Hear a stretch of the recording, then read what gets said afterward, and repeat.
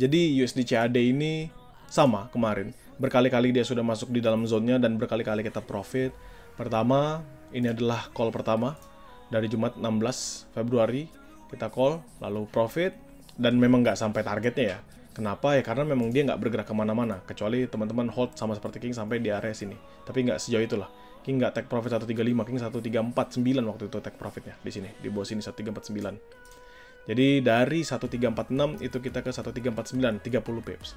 Dan kondisi sekarang dia masuk kembali, masuk di zone yang sama ya. Ini masih di dalam zone yang sama. Jauh memang stop loss-nya. Tapi ini hitungannya 1/2 kalau teman-teman lihat, 1/2. Stop loss-nya itu di 1343 dan zone terakhir untuk kita nge-buy itu di 1346. 30 pips ke bawah 1346 itu 30 pips dan naik ke atas itu dia di 60 pips 1352. Ini adalah potensial yang paling bagus. Kondisi kapan kita bisa nge-buy? Sebenarnya teman-teman, kalau kita mau nge-buy ya paling aman memang buy di dekat zone terakhirnya kita. Berarti paling aman adalah zone di sini. Yang ubah warnanya lebih hijau terang ya. Nah, teman-teman bisa ngelihat bahwa ketika dia drop back ke bawah situ 1346, 1347, teman-teman bisa entry untuk buy. 1346, 1347. 46-nya ini maksudnya 460 ya. Kalau misalnya kan ada 13465, 13467, enggak. 1347 sampai 1346. Itu adalah kondisi yang baik untuk kita entry buy. Targetnya memang cukup jauh ya. Cukup signifikan targetnya yang kita tempatkan 1352, which is 50 sampai 60 pips untuk profitnya dengan maksimal risikonya adalah 30 pips. Nah, kondisinya seperti apa? Kondisinya adalah teman-teman juga perlu perhatikan news besok. Oke. Besok itu di 20.30 ya. Ini sama sih seperti pembukaan USD juga. Jadi akan ada common CPI, core CPI, year on year, month on month, lalu CPI, month on month, year on year, terus median CPI dan trim CPI. Yang kita perlu perhatikan sebenarnya di core CPI, itu yang pertama. Lalu kalau teman-teman mau memperhatikan CPI juga nggak masalah. If dari datanya nanti itu adalah bad news, which is dia mengalami merah di sini, nanti teman-teman bisa buka aja di investing.com.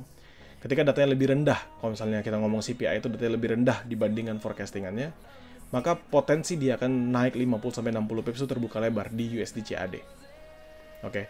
Dan kondisi sekarang ini sebenarnya oke kita untuk entry buy dalam kondisi teknikalnya. Makanya King bilang, kita cocok banget buat buy.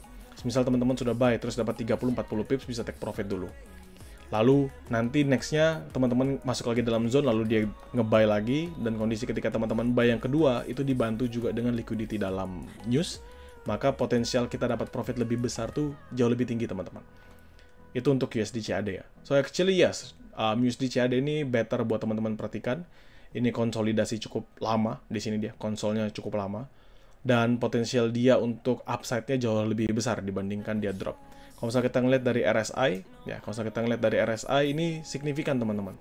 If nanti dia drop ke 1346 tapi RSI-nya juga nggak gitu turun jauh, itu bisa menjadi pertanda ya, pertanda kita untuk bisa entry buy. Dan tinggal kita tunggu nanti MACD-nya dia lanjut, ini nggak jadi dead cross, dia lanjut mengalami peningkatan dengan volume yang baik, maka USD CAD ini sudah better untuk kita fokuskan.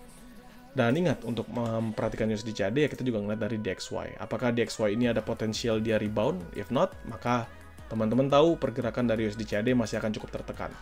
Nah, sejauh ini yang kemarin katakan bahwa dia sudah double top dan potensial untuk dropnya semakin tinggi. Dia drop, dia retest kembali, lalu dia drop kembali, dan ini masuk dalam momen konsolidasi yang sama.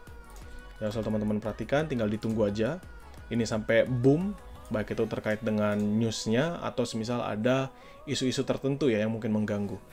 Jadi teman-teman nggak perlu khawatir untuk USD CAD.